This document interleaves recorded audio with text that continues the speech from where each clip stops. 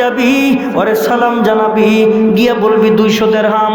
এই তিনজনের কাছে 200 করে 600 দিরহাম, 600 দিরহাম নিয়া আমার নবীর হাতের মধ্যে দে। আমার নবী সর্বপ্রথম 200 দিরহাম দিয়া সঙ্গে সঙ্গে মোহরানা আদায় করে বিয়া পড়াই দিছেন। বাকি 400 দিরহাম হাতের মধ্যে দিয়া কয় যা বাজারে যা, বিবাহের বাজার করা লাগবে। মনে কইরেন না বউরে কিন্না দিলে সব হয় না, বউরে কিন্না দিলে সদগার সব আল্লাহ স্বামীর আমল নামায় দিয়া দেয়। সুবহানাল্লাহ। তবে স্বামীরে দেখার জন্য বাজারে যাইয়া অন্য মানুষের দেয়ানের লিগে না। বন্ধুগণ আমার, এবার 400 দিরহাম লইয়া বাজারের মধ্যে যায়, বাজার করবে। এমন সময় কে জানি বাজারের পাশ দিয়ে এলান দেয়, এই বাজারে কেউ আসুনি নবীর আশেক, এই বাজারে কেউ আসুনি দামি মানুষ, এই বাজারে কেউ আসুনি আল্লাহর প্রেমের পাগল, এই বাজারে কেউ আসুনি জান্নাতি, এই বাজারে কেউ আসুনি দামি মানুষ। যদি থাকো আল্লাহর নবী তামিলদের সঙ্গে যুদ্ধ আরম্ভ করে দিছে, তাড়াতাড়ি যুদ্ধের ময়দানে চলো। এই কথা শোনার সঙ্গে সঙ্গে হযরতে সাদে সুনবী রাদিয়াল্লাহু তাআলা বিবাহের কথা ভুলে যায়। এই 400 দিরহাম দিয়া একটা ঘোড়া খরিদ করলেন, একটা তরবারি খরিদ করলেন, একটা ঢাল খরিদ করলেন, একটা কালো কাপড় মাথা থেকে পা পর্যন্ত লাগায়া যুদ্ধের ময়দানে রওনা। তুমুল বেগে যুদ্ধ। সাহাবীরা গিয়া কয় নবীজি আজকে আমাদের পক্ষে একজন ফেরেশতার আগমন, ওই ফেরেশতা আমাদের পক্ষে যুদ্ধ করে। নবী বলেন তোমরা কেমনে বুঝলা ফেরেশতা? ডাইকা বলেন দিনের নবী গো, চেহারা দেখা যায় না, কালো কাপড় দিয়া ঢাকা, কোথায় একটু দেখাও। ওই যে নবীজি, ওই যে নবীজি, হাতের মধ্যে তরবারি, মুখের মধ্যে লা ইলাহা ইল্লাল্লাহ, আমাদের পক্ষে যুদ্ধ করে গো নবীজি। নবীজি তাকায় দেখেন, আল্লাহু আকবার বলার সঙ্গে সঙ্গে যখন তরবারি উপরে উঠাইলেন, এমন সময় কালো কাপড়টা মাথা থেকে পড়ে গেলেন। কালো হাত দেখে ডাক দিয়া কয় ও আমার সাহাবীরা, এই হাতটা ফেরেশতার হাত না, এটা আমার সাদে সুনবীর হাত, এটা আমার সাদের হাত। কিন্তু আমার সাদরে তো আমি বাজারে পাঠাইছি বিবাহের বাজার করার জন্য। এই জায়গায় কেমনে আসছে? আসছে তো আসছে আবার কালো কাপড় মাথা থেকে পা পর্যন্ত লাগায়া। নবীর প্রশ্নের জবাব নবী খুঁজে পায় না। কিছুক্ষণ পরে তুমুল বেগে যুদ্ধ। যুদ্ধের এক পর্যায়ে অগণিত কাফের হত্যা করার পরে একটা তীর আইসা হযরতে সাদের বুক দিয়ে ঢুইকা গেলেন, পিঠে বের হয়ে গেলেন, জমি উঠ থেকে পড়ে গেলেন জমিনে, ছটফট ছটফট করতে আরম্ভ করলেন। মনে হয় রুহু বের হয়ে যাবে। এমন সময় কয়েকজন সাহাবী ধরাধরি করিয়া কিনারার মধ্যে নিয়ে গেলেন। নবীর সাহাবী চোখের দিকে তাকায়, সাদ তার চোখের দিকে তাকায়। কিরে সাদ কিছু বলবি নি? বলে হ্যাঁ। ইশারা দেয়, কানটা মুখে লাগায়া দে। কানটা মুখে লাগায় দেওয়ার সঙ্গে সঙ্গে ডাক দিয়া কয় আমার মনে হয় আমি আল্লাহর জান্নাতে চলে যাব, আমার প্রাণ পাখি উড়ে যাবে। কয় কেমনে তুমি জান্নাতে যাইবা? কয় আমার কষ্ট হয় না এই মুহূর্তে, আমি আমার নাকের ডগায় আল্লাহ পাকের জান্নাতের ঘ্রাণ পাই। ডাক দিয়ে বলেন সাদ রে, তোমার কি কিছু বলতে ইচ্ছা করে? সাদ ডাক দিয়ে কয় আমার জীবনের শেষ একটা ইচ্ছা। বলে কি? কয় একটু দয়ার নবীরে একটু খবর পৌঁছায় দাও, একটু মায়ার নবীরে খবর পৌঁছায় দাও, আমি জান্নাতে যাব। জান্নাতে যাবার আগে আমার নবীর নূরানি চেহারাটা একবার দেখতে মনে চায়। নবীর কাছে খবর গেলেন, নবী দৌড়ে আসছেন, জমিনে বৈশা নবীর রান মুবারকের মধ্যে সাদের মাথাটা নিলেন। নবীও তাকায়, সাদও তাকায়, নবীর চোখেও পানি, সাদের চোখেও পানি। আরে বলেন না জোরে সুবহানাল্লাহ। কিরে সাদ বিয়ার আসরে বসাইছে? কিরে সাদ এই জায়গায় আসলি কেমনে? কিরে সাদ কালো কাপড় মাথা থেকে কেন লাগাইলি? হযরতে সাদে সুনবী ডাক দেখে নবীজি, আল্লাহ কাউরে দামি বানাইবার যদি এলান দেয়, মুক্তিযোদ্ধার গল্প আমরা শুনলাম, ভারতের প্রেসক্রিপশনে আলেমদের হাতের মধ্যে হাত করা লাগাইলো, কোমরের মধ্যে রশি ফাঁসি লাগাইলো ওই রাজাকার কইয়া 5 তারিখে উড়াল দিয়া শ্বশুর বাড়িতে চইলা গেছে, ঠিক কিনা?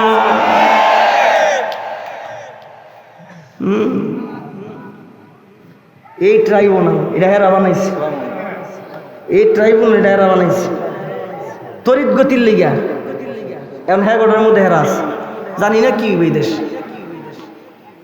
জানি না কি হবে।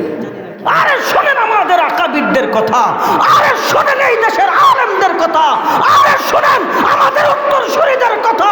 শাইখুল হিন্দ আল্লামা মাহমুদুল হাসান দেওবন্দি রহমাতুল্লাহি আলাইহিকে কোমরে রশি বাইদা বাইদা মালটার জেলখানায় নিয়ে যায়, আর পিছনে পিছনে ছাত্র দৌড়ায় যায়। ছাত্রর নাম হুসাইন আহমদ মাদানী। জোরে কোন সুবহানাল্লাহ। তুমি যাও কই? আমার উস্তাদ জানে, জানি এনে যাও। তোমার উস্তাদ তো অপরাধী, তুমি তো অপরাধী না। আমার উস্তাদ কি অপরাধী? তোমার উস্তাদ কইছে ইন্নাল্লাযিনা ক্বালু রাব্বুনাল্লাহ, তোমার উস্তাদ বলছে আমার রব আল্লাহ। ছাত্র কয় তো আমার উস্তাদ যদি এই অপরাধে অপরাধী হয় তাইলে তো এই অপরাধে আমিও অপরাধী। আমিও বলছি ইন্নাল্লাযিনা ক্বালু রাব্বুনাল্লাহ, আমার রব আল্লাহ। আমরা যারা এখানে বসছি আমরাও বলি ইন্নাল্লাযিনা ক্বালু রাব্বুনাল্লাহ, আমাদের রব জোরে জোরে জোরে জোরে কে? অপরাধ তো সব একটাই, অপরাধ তো একটাই। তোমার নেওয়া যাবে না কেন? আরে তোমার নামে মামলা নাই, আরে তোমার নামে অভিযোগ নাই। হুসাইন আহমদ মাদানী রহমাতুল্লাহি আলাইহি শুনে না, পিছনে পিছনে যায়। সাগরের কিনারে স্টিমারে উঠাই নিয়ে যাইব। উস্তাদরে উঠাইছে, বিচ্ছেদ বেদনা সহ্য করতে পারে না, লাভ দিছে, সাগরে পড়ছে। ইংরেজদের শাসক ছিল ভয়ঙ্কর, ইংরেজের পুলিশ ভয়ঙ্কর, ইংরেজের আর্মি ভয়ঙ্কর, ইংরেজদের র্যাপিডের বড় ভয়ঙ্কর। এরপর দিলি একটু মায়া লাগছে, কি রে এমন আসে একটু দেখি না, এটা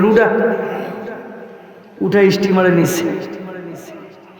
শিক্ষক ছাত্রর চেহারার দিকে তাকায়, ছাত্র শিক্ষকের চেহারার দিকে তাকায়, কথা কয় না। পত্র পত্রিকা খুললেই দেখি কি শিক্ষক কি ছাত্র পরীক্ষার হলের মধ্যে পরীক্ষা দেয়, নকল করে। শিক্ষক ডাক দিয়া কয় কি রে কি করস? ডাক দিয়া কয় আমি ছাত্রলীগ, চাকরি যদি বাঁচাইতে চান তাইলে জানগা। জোরে কোন ঠিক কিনা? কই ডিকো নিষিদ্ধ করে দিস, বেশি ভালো না ভাই, কোনো জিনিসই বেশি ভালো না। ছাত্র শিক্ষকের চেহারার দিকে তাকায়, শিক্ষক ছাত্রর চেহারার দিকে তাকায়। জেলখানায় নিয়ে গেলেন। শিক্ষকের চেহারাটা বড় মলিন। ডাইকে বলে হুজুর বাড়ির কথা মনে হইছে? বলে না। ছেলে মেয়ের কথা মনে হইছে? কয় না। তাইলে চেহারাটা এত মলিন কেন? এইবার শাইখুল হিন্দ ডাক দিয়া হুসাইন রে, আমি আমার জিন্দেগিতে বালেগ হওয়ার পর থেকে আমি কোনোদিন তাহাজ্জুদের নামাজ সহ আমি কোনোদিন তারাবির নামাজ খতমে তারাবি ছাড়া পড়ি নাই। আজকে রাতে যদি চাঁদ উঠা যায়, তুমিও হাফেজ না আমিও হাফেজ না, জেলখানায় তো হাফেজ থাকার কথা না। আমার মনে হয় জীবনের প্রথম মনে হয় আমার খতমে তারাবি ছাড়া তারাবির নামাজ পড়তে হবে।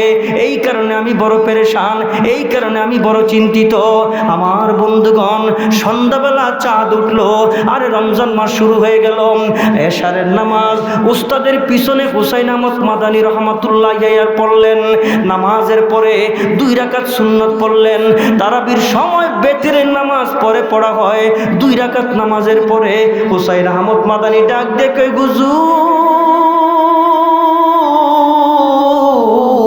একটু পিছনে আসেন। বলে কেন? কারণ হইল আমি ইমামতের মুসল্লায় যাব। বলে কেন রে হুসাইন? ডাক দিয়ে কয় আজকে সারা দিন আমি একবার কোরআন মুখস্থ করেছি, ওই একবার দিয়া 20 রাকাত তারাবির নামাজ পড়াইব। আরে ক্রিকেটের মধ্যে কোটি কোটি বিলিয়ন বিলিয়ন টাকা খরচ হইল, ফুটবল খেলার মধ্যে কোটি কোটি বিলিয়ন বিলিয়ন টাকা খরচ হইল। আমরা আমরা বিশ্বকাপ পাইলাম না, ফুটবল বিশ্বকাপ পাইলাম না, ক্রিকেট বিশ্বকাপ পাইলাম না। আর আমার বাংলাদেশের 6-7 বছরের বাচ্চা 103টা রাষ্ট্রে প্রতিযোগিতা দিয়া গোটা পৃথিবীরে জানায় দেয় আমরা বাঙালি, কোরআন দিয়া 1 নাম্বার, ঠিক কিনা? কেউ পারে না। জিজ্ঞেস করে বাড়ি কই? ইন্দোনেশিয়া, কয় নো প্রবলেম। বাড়ি কই? কয় দুবাই, কয় নো প্রবলেম। বাড়ি কই? কয় অমুক জায়গায়, কয় নো প্রবলেম। কয় বাড়ি কই? কয় বাংলাদেশ। 7 গ্লাস পানি খায় প্রতি বছর। 1 নাম্বার পুরস্কার বাঙালিরা আনে। আপনারা খুশি না বেজার? আর এমনি সরকারি ভাবেও কিছু আমাকে পুরস্কার দেন, আর একটা মার হাবা কন্যা, কন্যা জোরে মার হাবা। বাঙালি ইসলাম দিয়া সেরা, বাঙালি দিন দিয়া সেরা, বাঙালি কোরআন দিয়া সেরা। আপনারা জোরে শুনতে চাই, খুশি না বেজার? আর আপনাদের ধারণাই নাই না ক্রীড়া সংস্থায় কি পরিমাণ অর্থ যে খরচ হয়। সাকিব আল হাসান একলাই লাভবান হয়েছে, আমগো কোনো লাভ হয় নাই। আর আমরা শুনি উড়াল সেতু, পাতাল সেতু, আবার শুনি ব্রিজ। এখন হিসাব করে, ক্যালকুলেটর হিসাব করে দিই, হায় হায় সর্বনাশ। সবটা আপনারা আমার গ্রামের টেহা। যেই জায়গা লাগবো 10 টাকা, ওই জায়গায় 10,000 কোটি টাকা লাগাইয়া আপনারা আমার ইট বালু সিমেন্ট দিয়া বাকি টাকা লইয়া দেশ থেকে বিদায় হয়ে গেছে। এগো সাইরা দিলে বেইমানি হইব, বেইমানি। এটিরে সাইরা দিলে বেইমানি হইব। এটিরে আইন না বিচার কইরা আমগো টেহাগুলি আমগো দেশে আনা দরকার। জোরে কোন আছে না নাই? আরে মুসলমান বন্ধুগণ আমার, এবার 30 দিন তা সারাদিন এক পারা কোরআন শরীফ মুখস্থ করে, আর রাতের বেলা 20 রাকাত করে তারাবির নামাজ পড়ায়। 30 দিনে হুসাইন আহমদ মাদানী রহমতুল্লাহি আলাইহি 30 পারা কোরআনের হাফেজ। জেল জীবনটি একটু লম্বা হয়েছে। শিক্ষক ছাত্ররে কিছু কয় না, ছাত্র শিক্ষকরে কিছু কয় না।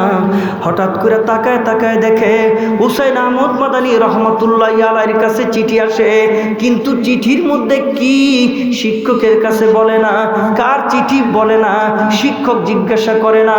আমার বন্ধুগণ, এমন করে করে 4-4টা হুসাইন আহমদ মাদানী রহমতুল্লাহি আলাইহি চিঠি পাইলেন, কিন্তু সর্বশেষে একটা কাগজ নিলেন চিঠির জবাব লেখার জন্যে।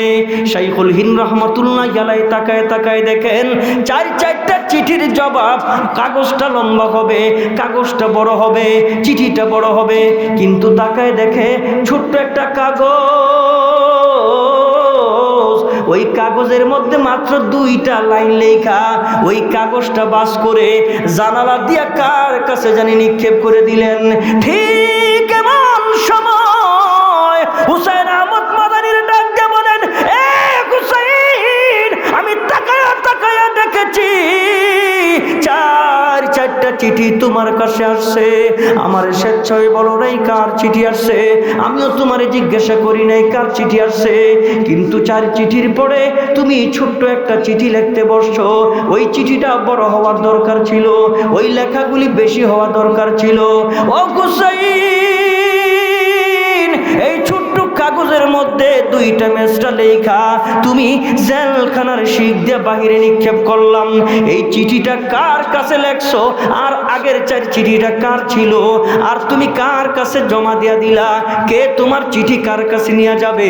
এবার হুসাইন আহমদ মাদানী রহমতুল্লাহি বলেন, হুজুর, প্রথম চিঠিটা আমার বড় ছেলের ইন্তেকাল, দ্বিতীয় চিঠিটা আমার দ্বিতীয় ছেলের ইন্তেকাল, তৃতীয় চিঠিটা আমার তৃতীয় ছেলের ইন্তেকাল, চতুর্থ চিঠি আমার একমাত্র কন্যা, ওই কন্যার ইন্তেকালের খবর। দাইকা বলেন, তাহলে তুমি ছোট্ট চিঠি কার কাছে লেখছো? হুসাইন আহমদ মাদানী কয়, আমি ছোট্ট চিঠি লেখছি আমি আমার মালিকের কাছে। ও হুসাইন, মালিকের কাছে চিঠি লিখলা, জানালা দিয়া কার কাছে দিলা? হুসাইন আহমদ মাদানী রাহমাতুল্লাহি আলাইহি বলেন, আমি বাতাসের কাছে দিলাম, বাতাস যেন আমার মালিকের কাছে আমার চিঠি পৌঁছে দেয়। এবার শাইখুল হিন্দ বলেন, হুসাইন রে বলো না ওই চিঠির মধ্যে তুমি কি লেখছো, আমার জানতে বড় ইচ্ছে হয়, একটু বলো না তুমি কি লেখছো। এবার হুসাইন বলেন, তেরে ইশক মে কু হে গম,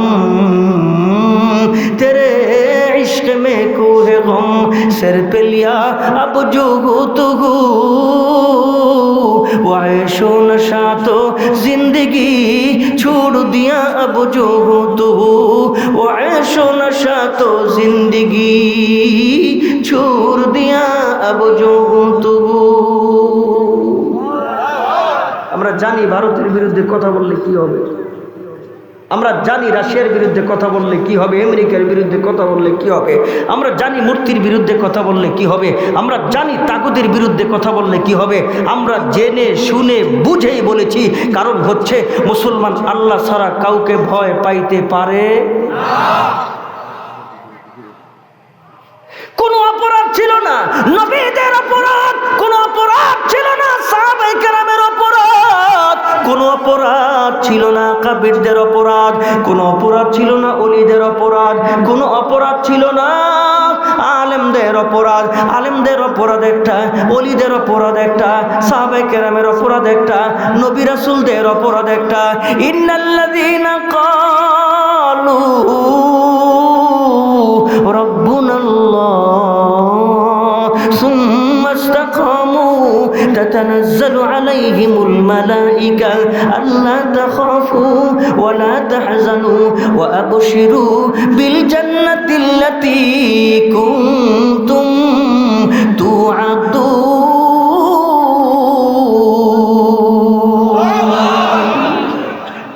সবার অপরাধ একটা, বলছে আমার রব আল্লাহ। এই একসাথে সবাই জোরে বলেন, আমাদের রব কে? হুসাইন আহমদ মাদানী বলেন, তেরে ইশকে মে, তোমার ভালোবাসায়, তোমার মোহাব্বতে। আল্লাহ রে কয়, দুইটা হাত উঠান সবাই, উঠান উঠান উঠান, দেন তো কেডা উঠান, সবাই উঠান, লারা দেন, দেন লারা দেন। জান্নাতের বাগান, মুট করেন, ছেড়ে দেন, মুট করেন, ছেড়ে দেন, লারা দেন। জীবনের সর্বোচ্চ শক্তির একটা তাকবীর দিন, এর চেয়ে জীবনের সর্বোচ্চ শক্তি আর কোথাও ব্যয় করেন নাই। আর আল্লাহকে মইরা গেলে আমি জান্নাতে যাইবেন। জীবনের সর্বোচ্চ শক্তির একটা তাকবীর, নারায়ে তাকবীর। হুজুর আপনি আসতে গেছেন, এর লেগে আমরা আসতে গেছি। আর না জোরে, নারায়ে তাকবীর। একজন সাহাবীর কথা বইলা বিদায় নিব। একজন সাহাবী জবান খুইলা জোরে কোন আল্লাহু আকবার। খারাপ লাগতেছে আপনাদের? একজন সাহাবীর কথা বইলা বিদায় নিব। হুসাইন আহমদ মাদানী কয়, তেরে ইশকে মে কুহ হে গম, তোমার ভালোবাসায়, কুহ মানে পাহাড়, গম মানে চিন্তা, পাহাড় পরিমাণ চিন্তা পেরেশানি ইচ্ছাকৃতভাবে মাথায় নিছি। আবু জুগু তুহু, এখন যা হওয়ার হবে, ওয়াই সোনা সাতো জিন্দগি छोड़ दिया अब जो गुफ्तगू। এখন যা হবার হবে। এমন একজন সাহাবীর একটা কথা শোনায়া আখিরি মুনাজাত দিয়ে এখান থেকে বিদায় হয়ে যাব। আল্লাহ কবুল করেন। সকলে একসাথে জবান খুলে জোরে কোন আমিন। ওই সাহাবী কালো, ওই সাহাবী গরিব, নবীর কাছে আসছে, আইসা বসছে, ডাক দিয়ে বলেন নবী। বলে কি? আমার কি কোনো দাম নাই? নবীকে অবশ্যই দাম। নবীজি আমার কি কোনো দাম নাই? আরে তোমার দাম আছে। কি নবী, আমার কি দাম? এখন যে কথাটা বলবো, দেখি সুবহানাল্লাহ কত জোরে কোন। এখন যে কথাটা বলবো, নবীজি বললেন, ও সাহাবী, আমি নবী বললাম তুমি আল্লাহর জান্নাতি। বলেন দেখি, জান্নাতি মানুষের দাম আছে না নাই? নবী কয় তুমি জান্নাতি। দাঁড়ায় গেছে, বলে নবীজি আমার তো অনেক দাম। আপনি কইছেন আমি জান্নাতি? কারি হ, তুমি তো জান্নাতি, তোমার অনেক দাম। সাহাবী দাঁড়ায় কয়, দিনের নবী গো, যদি আমি দামি হই, যদি আমি জান্নাতি হই, কেউ আমার সঙ্গে আত্মীয়তার বন্ধন করে না, কেউ আমার কাছে মেয়ে বিয়া দেয় না। নবীকে কে? আমি কালো। কে? আমি গরিব। তাই নবী আমার ডানে তাকান, নবী আমার বামে তাকান, চতুর্দিকে কি জানি তালাশ করেন। আমার নবী কয়, সাদ রে, আমার একজন সাহাবী আছে এই মজলিসে নাই, যা তার বাড়িতে যা। ওই সাহাবীটার একটা মেয়ে আছে এত সুন্দর, সমস্ত মদিনাবাসীরা মদিনার হোর কয়, হোরে মদিনা, এত সুন্দর। ওই সাহাবীটা মজলিসে নাই, থাকলে আমি এমনি বিবাহের ব্যবস্থা করতাম। যা ওর বাড়িতে, আমার সালাম দিবি, গিয়া বলবি নবী বলছে ওর মেয়েটা তোর কাছে বিয়া দিতে। আচ্ছা, কোনো চেয়ারম্যান যদি কয় তুই এলাকায় যা, আমি তোর লগে আসি, উপায় আছে? আচ্ছা, এই কথাটা যদি এমপি কয় তুই এলাকায় যা, আমি আসি। আচ্ছা, এটা যদি মন্ত্রী কয়, একটা সেলফি উঠেছে, সেলফি, এই ঠেলাই তো বাসি নাই 15 বছর, সেলফি সেলফি। আরে ফেস্টুন একটা লাগায়, সাদাবাজির অভাব নাই, সেলফি উঠেছে। আরে নবী কয় যা।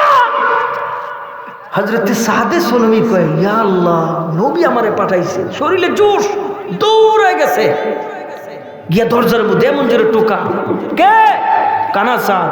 কোথেকে আসছো? কয় রাসূলের দরবার থেকে। কেন? আপনার বলে একটা সুন্দরী মেয়ে আছে। কয় হ্যাঁ, নবী কইছে আমার লগে বিয়া দিতে। সুবহানাল্লাহ কয় না? জোরে কন। সাহাবী তো চিনে যে কালার কালা, আবার গরিব, ধমক লাগাই দিছে। মদিনার কত মানুষ বিবাহের প্রস্তাব নিয়ে আসে, শিল্পপতিরা আসে, ধনীরা আসে, চেয়ারম্যান মেম্বাররা, আমি কিচ্ছু কই না, আর তুই এসেছিস বিয়াল। এমন জোরে ধমক দিছে হযরতে সাদে সুনবী বাড়ির আঙ্গিনায় যাইয়া, বাড়ির আঙ্গিনায় যাইয়া, খেয়াল করেন, হাত উঠাইছে এমনি, এমনি হাত উঠাইছে। দিলে দেন, না দিলে নাই। কথাটা কি আপোষের নাকি থ্রেট? দিলে দেন, না দিলে নাই। তবে নবী কইছে আমি জান্নাতি, আমি মইরা গেলে জান্নাতে অসংখ্য অগণিত হুরে গেলমান আমি সাদের জন্য অপেক্ষা করবে। এই কথাটা ঘরের ভিতরে যে মেয়ে আছে হোরে মদিনা শুনছে নিজের কানে। আব্বা কি? তাড়াতাড়ি ফিরান। কেন? আরে তাড়াতাড়ি ফিরান, না হয়তো আপনার বিরুদ্ধে আল্লাহর পক্ষ থেকে কোরআনের আয়াত নাজিল হয়ে যাবে। বলে তাই নাকি? কয় হয়। কয় কেন? আরে শোনেন নাই নবী পাঠাইছে? আরে শোনেন নাই নবী কইছে জান্নাতি, তাড়াতাড়ি ফিরতেন। আব্বা ডাক দেওয়ার আগে কয়, মা, ছেলে কিন্তু কালা, ছেলে কিন্তু গরিব, এই বিয়ে তোমার মতামত আছে? মেয়ে কয়, আমার মতামত আছে না নাই, এখন এটা কি ডোল বাজাবার গ্রামে কইতে বুঝেন না? মা, ছেলে কিন্তু কালো, ছেলে কিন্তু গরিব, কি জবাব দে? আহারে সাহাবায়ে কেরামের মেয়েও মেয়ে, আমাদের মেয়েও মেয়ে। আরে কি জামানা গেল! আগের জামানা রাস্তা দিয়ে হাঁটলে বিয়া মা খালারা গুনগুন গুনগুন করে ফজর নামাজের পরে চতুর্দিক থেকে কোরআন শরীফের আয়াতের তেলাওয়াত আসছে। আমার মা ফজরের পরে ইয়াসিন ছাড়া হাতে হাত দেয় নাই। আমার চাচা নানি জেঠিরা কোন সময় সূরা রহমান তেলাওয়াত ছাড়া কাজের মধ্যেই নামে নাই। আগের দিনে মেয়ে দেখতে গেলেও সূরা 10টা মুখস্থ করতো। কেন? যাই জিগাই তো, মা নামাজ পড়ো, মা সূরা ফাতিহা পারো, এগুলি জিজ্ঞেস করতো। জোরে কোন ঠিক কিনা? এখন আর এগুলি জিগায় না। এখন বাবা উঠে ঘুমের থেকে 10টায়, মায়ের আধা ঘন্টা পরে খেলা আছে 10:30টায়। আচ্ছা, যেই ঘরে বাবা 10টায় ঘুমের থেকে উঠে আর মা উঠে 10:30টায়, ফোলাই উঠবো কয়টায়? ধর বেড়া, একটা উঠবো কি একটা, তো কই বুঝে আমি আর ঘুমাইতে উঠতে লাভ কি? ঘুমাইতে ঘুমাইতে মরে যাবো। আপনার ছেলে রাতের 1টা পর্যন্ত সজাগ থাকে, কি কাম? কি কাম? কি কাম বলেন? আহারে, আপনার ছেলে রাত্রে আর ঘুমা করে, কি কাজ? দেশ ধ্বংস হয়ে যাইতেছে। এই ছেলেরা বাবা মার অবাধ্য হয়ে যাইতেছে। হাতে হাতে গুনাহ, সহজ টিপ দিলে গুনাহ, ধ্বংস হয়ে যাইতেছে সব। আহা ও মুসলমান, এবার মেয়ে ডাক দিয়ে বলেন, বাবা। বলে কি? কারে? নবী বলছে জান্নাতি, আমি যদি এই লোকের স্ত্রী হতে পারি, হতে পারে কালো হওয়ার কারণে চোখের তৃপ্তি কম পাবো, হতে পারে গরিব হওয়ার কারণে হয়তোবা সুখ শান্তি কম পাবো। ও বাবা, আমি যদি জান্নাতি সাহাবীর স্ত্রী হতে পারি, আমি মইরা গেলে আমার জান্নাতি স্বামীর হাত ধরে ধরে আমিও জান্নাতে যেতে পারবো। এদের মেয়েও মেয়ে, আমাদের মেয়েও মেয়ে। আর আমাকে কি কয়, হাসি দিয়ে মরে যাবো, বিষ খামু, 6 মাস নাই। বাপ মার মন সুনকালি লাগায় 6 মাস নাই, আছে না নাই? না আপনার এলাকা মাশাআল্লাহ এগুলি ভালো, সব কিছু ভালো। এটি সব আমাকে ঢাকা নারায়ণগঞ্জের কথা কইতেছি আর কি, ঢাকা নারায়ণগঞ্জের কথা কইতেছি, আপনার এলাকায় এগুলি নাই। আর আমাকে তো অভ্যাস খারাপ, যুবক ছেলেকে এত দমকানকে, ছোট্ট একটা বাচ্চা মসজিদে গেলে দমক দেয় কেন ভাই? এই যুবকটার এটা আদর করতে পারেন না? এই যুবকই তো সব, এই যুবকটার ধমক দেন কে? ওই তো সব।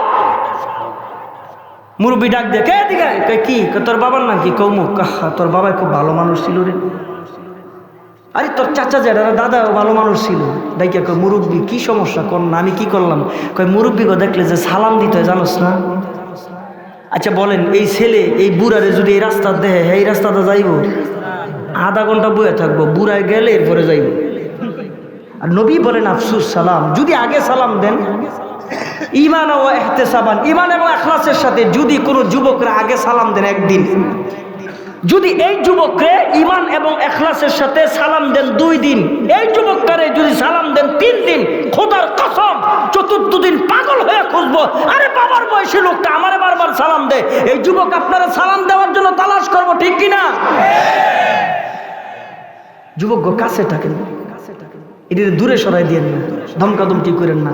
ওরাই আমাদের ভবিষ্যৎ, ওরাই নেতৃত্ব দিবে, ওরাই সব কিছু করবে। আল্লাহ কবুল করেন। সকলে জবান খুলে মুহাব্বতে জোরে কোন আমিন। এইবার হোরে মদিনার বাবা ঘর থেকে বের হইছে, হযরতে সাদকে ডাক দিবে, কেন? মেয়ে ওরাজি, বিয়ায় মেয়ে ওরাজি। ঘরের থেকে বের হইছি, বের হইয়া ডাক দিছে, সাদ দাঁড়াও।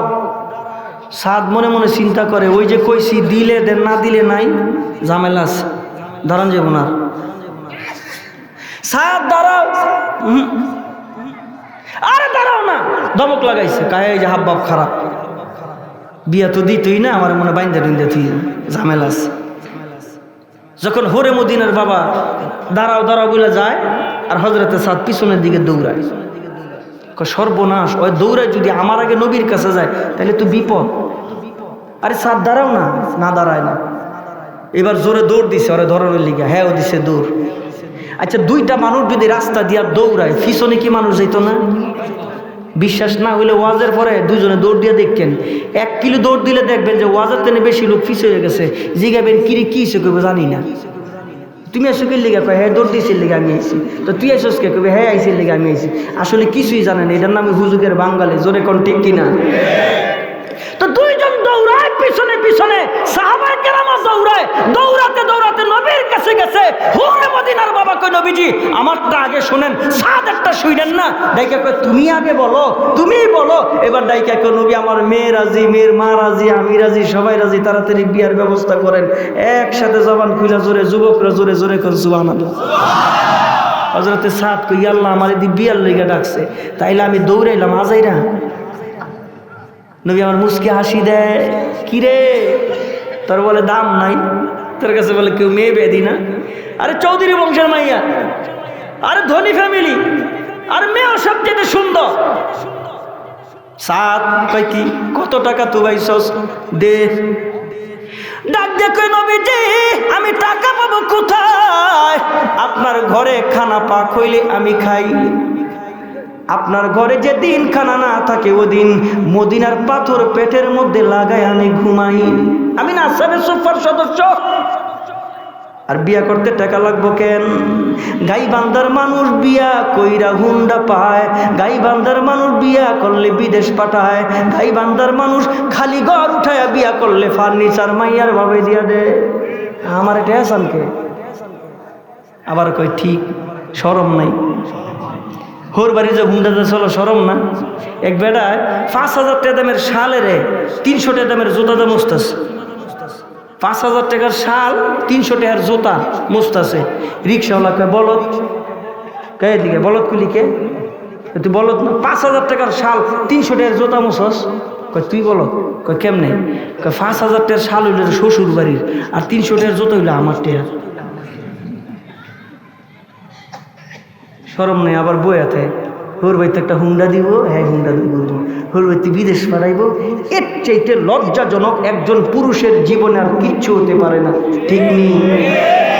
লইস হুন্ডা বেশি করে লইস, আবার হোর বাড়ি হুন্ডা না, পিক আপ ইচ্ছা করে জোরে দেয়, ভো ভো আওয়াজ, হু দেখায় দেখায় যে আমার একটা হুন্ডা হয়েছে, আমি একটা হুন্ডা পাইছি। আহা, নবীজি বলে নাই বিয়ে করতে তো টাকা লাগবো, কয় কেন, কয় বিয়ার খরচ কয়টা, ক আপনারা জানেননি বিয়ার ফরজ করা? ইয়াল্লাহ, না কেউ বিয়া করে নাই? হাওলা বলা কই বস করলাম এত, মাশাল্লাহ কেউ বিয়া করে নাই, সামনে বিয়া শাদী করবে না। বিয়ার ফরজ কয়টা? কই থাকতেন না, কই থাকতেন না। কবুল কইছিলেন নি? এটা তো খুব তাড়াতাড়ি কইছেন। এটা হলো বিয়ার ফরজ 1 নম্বর। আরেকটা আছে ফরজ, মোহরানা ধার্য করা না, মোহরানা আদায় করে দেওয়া ফরজ। কিয়ামতের দিন আসামি হয়ে দাঁড়াইবেন, যদি এই মহিলাটা স্বেচ্ছায় ক্ষমা না করে আপনারে, আসামি হয়ে দাঁড়াইবেন। যে আর যেভাবে মাইক লাগাইছেন মা বোনটা কিন্তু শুনছে, কি কি ফেসফুস আছে সব কই বাজগা, ওয়াজেরতে যাইতেছেন না তো, ঘর কাইজা লয়ে যাইতেছেন। ও সাপ বলে কি, কত টাকা, কয় নাই তো বিয়া, কয় নবী আছে না, কন্যা সুবহানাল্লাহ। নবী কয় তোর আমি 3 জন সাহাবীর কথা বলবো, 3 জনের কাছে যাবি, সালাম দিবি, 200 দিরহাম কইরা দিতে কবি। 3 জনের কাছে 200 দিরহাম কইরা, কত দিরহাম? 600। যা ওসমান গনি সালাম দে, বল নবী পাঠাইছে 200 দিরহাম, গেছে। দ্বিতীয় নম্বর আলী, যা বলে কি, সালাম দে, বলে 200 দিরহাম। কিতাবের মধ্যে আসছে হযরত আলীর কথাটা না বললেই না, 3 দিন চুলায় আগুন নাই, 3 দিন খায় না, ফাতেমাও খায় না, আলীও খায় না, চেহারাটা শুকনো। এমন সময় ফজরের পরে নবীর সাথে সাক্ষাৎ, আলী তোমার চেহারা শুকনো কেন? নবীজি 3 দিন যাবত ঘরের চুলায় আগুন জ্বলে না। নবী কই দিকে আসছে, কই যে বহু দূরে খেজুর গাছ, ওই খেজুর গাছের কাছে যাইবা, খেজুর গাছরে সালাম দিবা, আর বলবা কিছু খেজুর দিতে। হযরত আলী কয় শীতের মৌসুম, খেজুর তো নাই, খেজুর গাছে একটা পাতাও নাই, কিন্তু নবী কইছে তো, দৌড়ে গেছে, কয় খেজুর গাছ তোর নসিব এত ভালো, তোরে না নবী সালাম জানাইছে। হযরত আলী কয় কথাটা বলতে দেরি, একজন মানুষ মানুষকে সালাম দিলে যেইভাবে জবাব দেয়, আমি নবীর সালামটা খেজুর গাছকে জানাইতে দেরি, মানুষের মতন জবান খুইলা নবীর সালামের উত্তর দিতে দেরি করে নেই। গেলাম খেজুর গাছ তোর নসিব আরো ভালো, কয় কেন? কয় নবী কইছে খেজুর দিতে। তাকায় দেখে টপ টপ করে খেজুর পড়তেছে, একটা খেজুর মুখে দিয়া দেখে দুনিয়ার খেজুরের স্বাদের সাথে এই খেজুরের কোনো স্বাদের মিল নাই, এত স্বাদ মুখে লাইগা আছে। গেলেন বাড়িতে, আরে ফাতেমারে ঘুম থেকে উঠাইছে, আরে ফাতেমা উঠো, 3 দিন খাবার নাই, তোমার বাবা জান্নাত থেকে আমার জন্য খেজুর পাঠাইছে, আমি খাইছি, ওঠো মুখে দাও। হযরতে ফাতেমার মুখে দিছে, ফাতেমা চাবায়, এত স্বাদ। ও স্বামী এটা কোন খেজুর, এত স্বাদ কে? এটা জান্নাতি খেজুর। জোরে করে সুবহানাল্লাহ। জান্নাতি খেজুর স্বামী স্ত্রী খায়, মনটা ভালো না? জান্নাতি খেজুর তো মনটা ভালো না? স্বামী কয়, ফাতেমা কয় কি আর কিছু খাইবা? ফাতেমা কয় জীবন আমার কিছু জিগায় নাই, আমিও স্বেচ্ছায় কিছু চাই না, খালি অভাব অনটন লাগিয়ে রইছি। এই অভাব অনটনের জন্য যে স্বামীর সংসারে খুশি না এরকম না, সব মহিলাকে একটা কমন, তোমার সংসার দেখে আমি কইরা গেলাম, অন্য বেডির আইলে 2 দিনও না। সব মহিলাকে অভিযোগ, আমার জীবনটা গেলে তেজপাতা। আরে স্বামী যেহেতু বলছে, এবার ফাতেমা কয় প্রাণের স্বামী তুমি বলছো, তাইলে একটা ডালিম আইনা দাও, আমার ডালিম খেতে মন চায়। হযরত আলী কয় ইয়া আল্লাহ, টাকা পয়সা নাই, মহব্বতে কইছি, ডালিম করতেন না। ঘরের থেকে বের হয়েছে, ঘর থেকে বাজার পর্যন্ত যেই রাস্তা হাইটা হাইটা গেছে। হযরত আলী বলেন আমি বাজারের গেটে গেছি, মাঝখানটা অনেক সাহাবীর সাথে আমার সাক্ষাৎ হয়েছে, সালাম হয়েছে, মুসাফা হয়েছে। হাত খুইলা দেখি আমার হাতের মধ্যে একটা ডালিমের পয়সা হয়ে গেছে। কেমনে? ওই যে সাহাবীরা মুসাফা করে কিছু হাদিয়া দিছে, একটা ডালিম কিনছে, মনে বড় আনন্দ, স্ত্রী খাইতে চাইছে, ডালিমটা কিনছে, বাড়ির দিকে রওনা দিচ্ছে। এমন সময় আকাশে দুইজন ফেরেশতা ঝগড়া লাগছে। ফেরেশতারা তো ঝগড়া লাগে না, মোহাব্বতের ঝগড়া। নবীর সাহাবীদের ঈমান বড় কঠিন। কয় কি ঈমান? আল্লাহ রাস্তায় থাকলেও দেয়, না থাকলেও দেয়। আরেকটা কয় না, থাকলে দেয়, না থাকলে দেয় না। আল্লাহকে কিরে কিনিয়া? কয় সাহাবীদের কিনে আলোচনা করতেছে। কয় যা জমিনে। দুইজন ফেরেশতা মানুষের রূপ ধারণ জমিনে আসছে। আলী রে সালাম দিয়া কয় আলী, মুসাফির মানুষ ডালিমটা যদি দিতা। হযরত আলী বলেন তোমাদের চেহারার মধ্যে কেমন জানি মায়া মায়া ভাব, এই গ্রামে তোমাদেরকে দেখি নাই, নুরানি চেহারা। এদিকে আসো। বলে কি? কয় ডালিম ছাড়া অন্য কিছু চাও? আমার বিবি কোনোদিন আমার কাছে কিছু চায় নাই, আজকে চাইছে, আমি আমার বিবির জন্য নিয়ে যাব। অন্য কিছু চাও আমি দিয়ে দিব। না না, আল্লাহর ওয়াস্তে যদি ডালিম দিতা। হযরতে আলী ডাক দিয়ে বলেন একটা ডালিমের জন্য আমার আল্লাহর নাম তোমরা ব্যবহার করলা, একটা শর্ত দিই। বলে কি? অর্ধেক করি, অর্ধেকটা তোমরা দুইজন খাও, বাকি অর্ধেকটা আমি আমার বিবির জন্য নিয়ে যাই। এবার দুইজন মানুষ রূপী ফেরেশতা ডাইকা বলেন আলী রে, বলে কি? আমরা যখন খাবো তখন তুমি সামনে বইসা থাকবা, যাইতে পারবা না। বলে ঠিক আছে। অর্ধেক খাইলেন। ডাক দিয়ে আলী বলে কি? অর্ধেক খাইয়া তা অর্ধেক ঠান্ডা হইছে, বাকি অর্ধেক যদি দিতা পুরা ঠান্ডা হইতো। এবার ডাক দিয়া আবার অর্ধেক আমাদের জন্য না, যদি আল্লাহর ওয়াস্তে দিতা। একটু আওয়াজ দিয়া জবান খুলা জোরে কোন সুবহানাল্লাহ।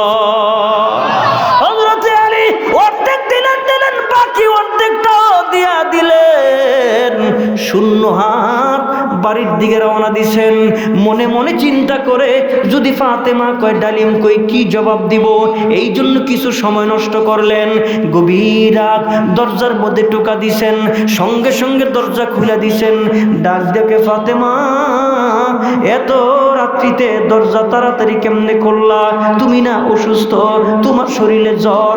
ডাক দিয়ে কয় আমার বাবা কইছে স্বামীর মনে কষ্ট দেওয়া যাবে না। আমার বাবা কইছে যতক্ষণ পর্যন্ত স্বামী বাহিরে থাকবে আমি যেন আমার পিঠটা দরজার মধ্যে লাগায়া লাগায়া ঘুমাই। আমগো বিবিরও তো টোকা দিলে লগে লগে খুললা দে না? কেউ অনেকের হাসা কথা কইবেন, এটাও তো কথা। সাহাবায়ে কেরামরা দিনের জন্য রাতের বেলা সময় কাটাইছে, আপনি রাতের 1টা বাজে বাইক কি কাম কইরা? আড্ডা মারিয়া এই লইতে বেডিরা ভালো করে লাগা খোলে না। দরজা খুললেন, ভিতরে গেলেন, মনে মনে কয় আল্লাহ ডালিমের কথা যেন না কয়, ঘুমাইতে যায়। আমি আপনাদেরকে জিজ্ঞেস করি, ফাতেমার কি ডালিমের কথা মনে ছিল না? ছিল। একবারও জিজ্ঞাসা করে নাই। কেন? স্বামীর মনে কষ্ট লাগবো এই জন্য জিজ্ঞেস করে নাই। ঘুমাইতে যায়, চক্ষুটা লাগবে অবস্থা। আবার গভীর রাতে কে জানি দরজার মধ্যে টোকা দেয়। কে? কয় আনা সালমান। ও সালমান, এত রাত্রিতে কেন? বলে দরজা খোলো, তোমার জন্য সুসংবাদ আছে। হযরত আলী বলেন ভাই দরজা খোলা যাবে না, সুসংবাদটা বাহির থেকে বলে তুমি চলে যাও। বলে না, দরজা খোলো, সুসংবাদটা বড় বড়। এবার দরজা খুললেন, ভিতরে আসলেন। এবার সালমান ডাক দিয়ে আলী, মহান আল্লাহ তোমার জন্য জান্নাত থেকে ডালিম পাঠাইছে। মনে মনে কই বুঝি আল্লাহ রাস্তায় দিছি। কই রে আমার ডালিম দে। ডালিমগুলি নিয়া গণনা করতে আরম্ভ করলেন। 1 2 3 4 5 6 7 8, জোরে 8-এর পরে কয় ডালিমগুলি আবার ব্যাগে পড়ছে। সালমান, এই ডালিম আমার না, নাও তুমি বেরো, ঘুমাও আমি। সালমান কয় ডালিম তোমার? আলী কয় না। সালমান কয় হ। আলী কয় না। ধাক্কা ঘর থেকে বাইর করতেছে। সালমান ডাক দেখে আলী রে, এই ডালিম যে তোমার না তুমি কেমনে জানো? হযরতে আলী বলেন এই ডালিম যদি আমার হইতো তাইলে 9টা হইতো না 10টা হইতো। এই ডালিম আমার না, ভুল করে আমার কাছে নিয়ে আইছো। সালমান কয় নবীর কাছে জান্নাত থেকে ডালিম আইছে। নবী আমারে দিয়া তোমার কাছে পাঠাইছে, আমি শুধু বাহক বহন করে নিয়ে আসছি। এই ডালিম তোমার কয় না আমার না। কিছুক্ষণ পরে একটা ডালিম ভিতর থেকে বের করে কয়, আলী রে, আমি তোমার ইমানটা পরীক্ষা করলাম, এই যে নাও তোমার 10টা ডালিম। জোরে কোন সুবহানাল্লাহ। একটা দিলে দেয় আল্লাহ 10টা। জোরে কোন ওয়াদা কার? 3 নম্বর সাহাবী আব্দুর রহমান ইবনে আউফ, ওর কাছে যাবি, ওরে সালাম জানাবি, গিয়া বলবি 200 দিরহাম। এই 3 জনের কাছে 200 করে 600 দিরহাম, 600 দিরহাম নিয়া আমার নবীর হাতের মধ্যে দে। আমার নবী সর্বপ্রথম 200 দিরহাম দিয়া সঙ্গে সঙ্গে মোহরানা আদায় করে বিয়া পড়াই দিছেন। বাকি 400 দিরহাম হাতের মধ্যে দিয়া কয়, যা বাজারে যা, বিবাহের বাজার করা লাগবে। মনে কইরেন না বউরে কিন্না দিলে সব হয় না, বউরে কিন্না দিলে সদগার সব আল্লাহ স্বামীর আমল নামায় দিয়া দেয়। সুবহানাল্লাহ। তবে স্বামীরে দেখার জন্য বাজারে যাইয়া অন্য মানুষের দেয়ানের লিগে না। বন্ধুগণ আমার, এবার 400 দিরহাম লইয়া বাজারের মধ্যে যায়, বাজার করবে। এমন সময় কে জানি বাজারের পাশ দিয়ে এলান দেয়, এই বাজারে কেউ আসুনি নবীর আশেক, এই বাজারে কেউ আসুনি দামি মানুষ, এই বাজারে কেউ আসুনি আল্লাহর প্রেমের পাগল, এই বাজারে কেউ আসুনি জান্নাতি, এই বাজারে কেউ আসুনি দামি মানুষ। যদি থাকো আল্লাহর নবী তামিলদের সঙ্গে যুদ্ধ আরম্ভ করে দিছে, তাড়াতাড়ি যুদ্ধের ময়দানে চলো। এই কথা শোনার সঙ্গে সঙ্গে হযরতে সাদে সুনবী রাদিয়াল্লাহু তাআলা বিবাহের কথা ভুলে যায়। এই 400 দিরহাম দিয়া একটা ঘোড়া খরিদ করলেন, একটা তরবারি খরিদ করলেন, একটা ঢাল খরিদ করলেন, একটা কালো কাপড় মাথা থেকে পা পর্যন্ত লাগায়া যুদ্ধের ময়দানে রওনা। তুমুল বেগে যুদ্ধ।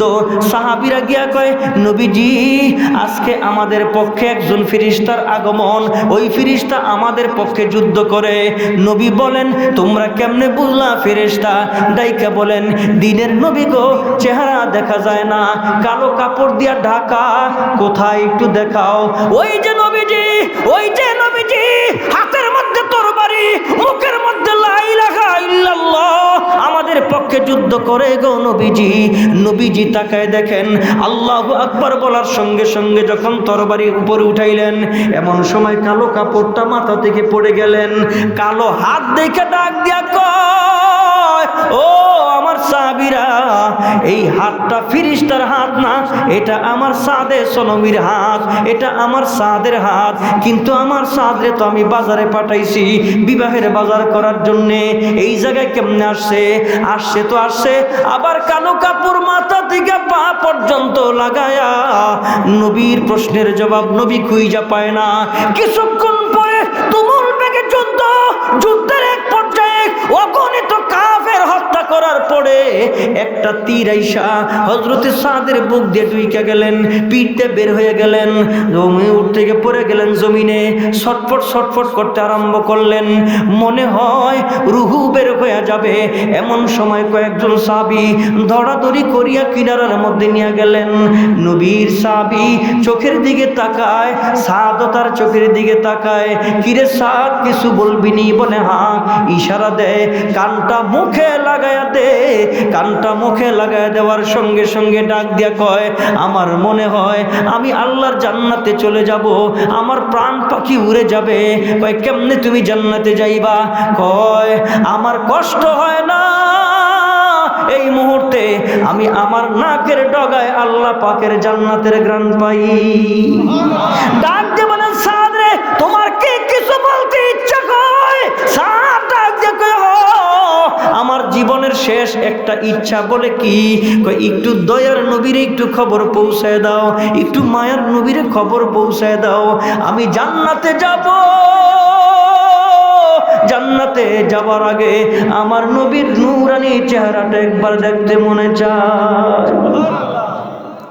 নবীর কাছে খবর গেলেন, নবী দৌড়ে আসছেন, জমিনে বৈশা নবীর রান মুবারকের মধ্যে সাদের মাথাটা নিলেন। নবীও তাকায়, সাদও তাকায়, নবীর চোখেও পানি, সাদের চোখেও পানি। আরে বলেন না জোরে সুবহানাল্লাহ। কিরে সাদ বিয়ার আসরে বসাইছি, কিরে সাদ এই জায়গায় আসলি কেমনে, কিরে সাদ কালো কাপড় মাথা থেকে কেন লাগাইলি? হযরতে সাদ নবী ডাক দেখো নবীজি, আল্লাহ কাউরে দামি বানাইবার যদি এলান দেয়, দামি না হইয়া কি পারা যায়? কেমনে? কয় কোরআন শরীফের মধ্যে কিছু সূরা নাজিল করছে, কম্বলের নামে সূরা, চাদরের নামে সূরা, পিপিলিকার নামে সূরা, মাকড়সার নামে সূরা। ও নবীজি, এই কম্বলের কি এত দাম? কম্বলের নামে সূরা নাজিল করলেন? বলে না না, কম্বলের কোনো দাম নাই। এই কম্বলটা নবীর গায়ে লাগার কারণে মহান আল্লাহ কয়, ইয়া আইয়ুহাল মুজাম্মিল কুমিল লাইলা ইল্লা কলিলা নিসফাহু আও ইনকুস মিনহু কলিলা আও জিদ আলাইহি ওয়া রাত্তিলিল কুরআনা তারতিলা। ডাক দেখো নবীজি, চাদরের কোনো দাম নাই। আল্লাহ তাআলা ডাইকা কইয়া, আইয়ুহাল মুদাসসির কুম ফানজির ওয়া রাব্বাকা ফাকাব্বির। ও চাদরওয়ালা, ও কম্বলওয়ালা, চাদরের কোনো দাম নাই, কম্বলের কোনো দাম নাই। এই চাদর আর কম্বল আমার নবীর গায়ে লাগার সঙ্গে সঙ্গে এই চাদর আর কম্বল দামি হয়ে গেছে। জোরে কোন সুবহানাল্লাহ। আপনারা দামি মানুষ, দামি মানুষ, আমার কোনো দাম নাই, কিন্তু এই মুহূর্তে মুসাফিরের দোয়া কবুল হয়, নবী বলছে, এই জন্য আমি মুসাফির।